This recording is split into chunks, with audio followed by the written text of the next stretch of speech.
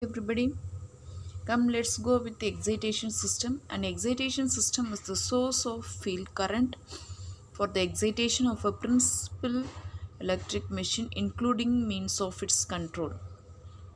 It has some functions that will be provide direct current to the synchronous machine field winding to perform control and protective functions essential to the satisfactory performance of the power system by controlling the field voltage and thereby the field current. So it has three types: DC excitation system, AC excitation system, static excitation system. Come, let's go with the elements of an exciter system. It contains exciter, regulator, terminal voltage transducer, and a load compensator, power system stabilizer, limiters, and protective circuits. These are all elements of an excitation system. Come, let's go with one by one. Exciter provides DC power to the synchronous machine field winding, constituting the power stage of the excitation system. Then a regulator process and amplifies input control signals to a level and form appropriate for control of the exciter. This includes both regulating and the excitation system stabilizing function.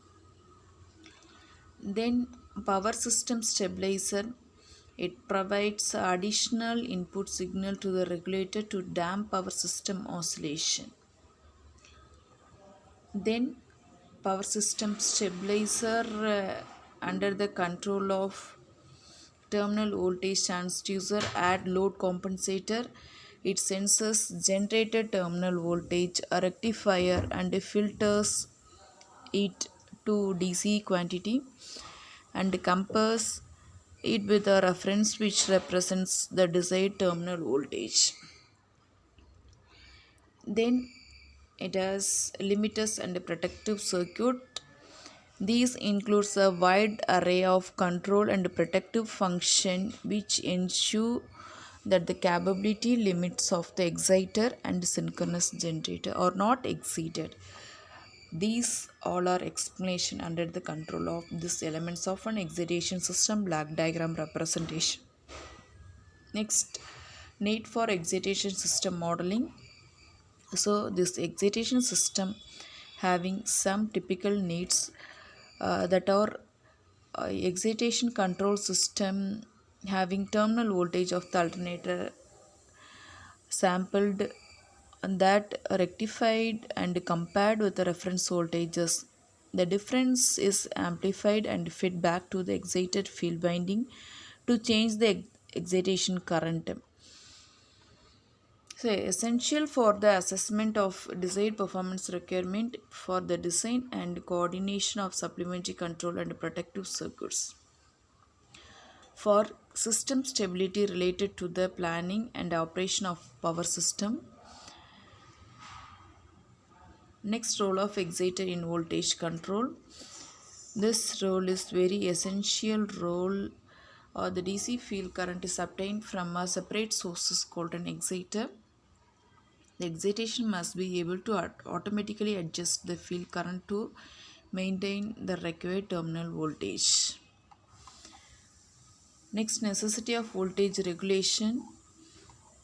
Necessity mean all equipment in a power system is designed for a certain voltage level. If the system voltage deviates, the performance of the device suffers and its life expectancy drops. The voltage level of a bus is strongly related to the reactive power injection at the bus. Next is stability compensation.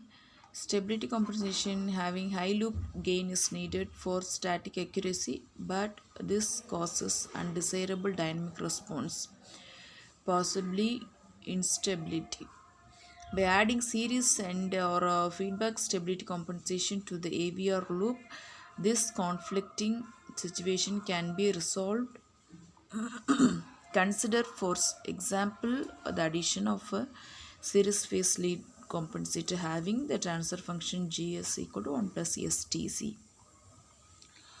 Then this excitation system stability compensation having some special classification AC and DC excitation. Now let's start with the AC excitation system. The AC excitation system always build up depends upon the field resistance and the charging of its value by cutting or adding. The greatest possible control effort is a complete shorting of the field rheostat when maximum current value is reached in the field circuit. When the exciter is operated at rated speed at no load, the record of voltage as function of time with a step change that drives the exciter to its ceiling voltage is called an exciter build-up curve. Next, DC excitation system. The excitation system of this category utilizes DC generator DC generators as source of excitation power and provides current to the rotor of the synchronous machine through slip ring. The exciter may be driven by a motor or the shaft of the generator. It may be either self-excited or separately excited. When separately excited, the exciter field is supplied by a pivot exciter compressing a permanent magnet generator.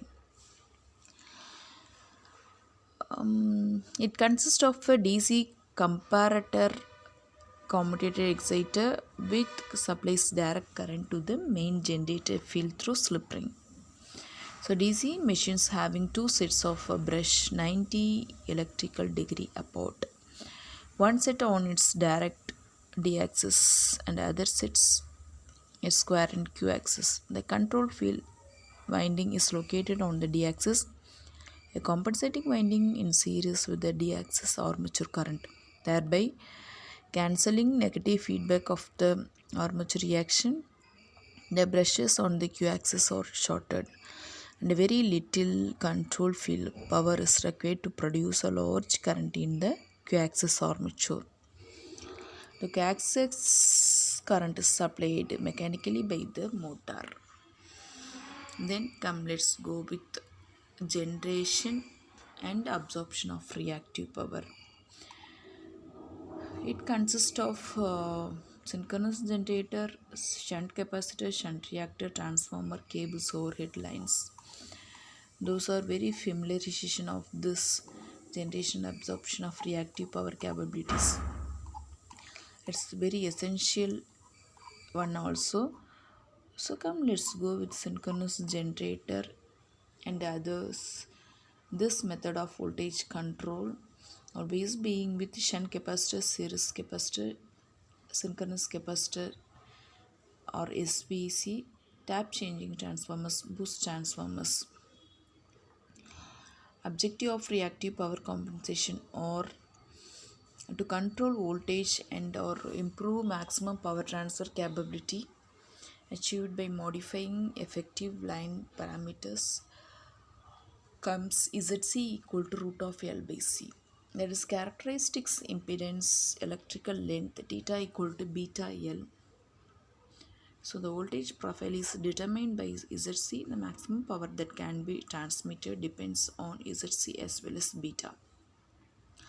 Then shunt reactor used to compensate the desired or undesirable voltage effects associated with line capacitance. That means limit voltage rise on open circuit or light load. Shunt compensation with reactors increases effective ZC, reduces the effective natural load voltage at which flat voltage profile is achieved. They are connected either directly to the lines at the end or to transformer tertiary winding conveniently switched as VAR requirements vary. Line reactor assist in limiting switching surges and in very long lines, at least some reactor are required to be connected to lines. Then we can see shunt capacitor. It just used in transmission system to compensate for I square X losses, connected either directly to HV bus or to tertiary winding of transformers.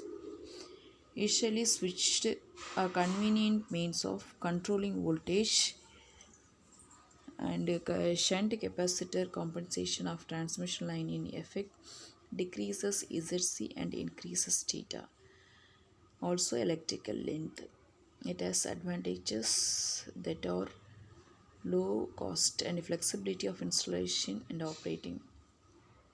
Disadvantages are Q output is proportional to square of the voltage, hence Q output reduced at low voltages.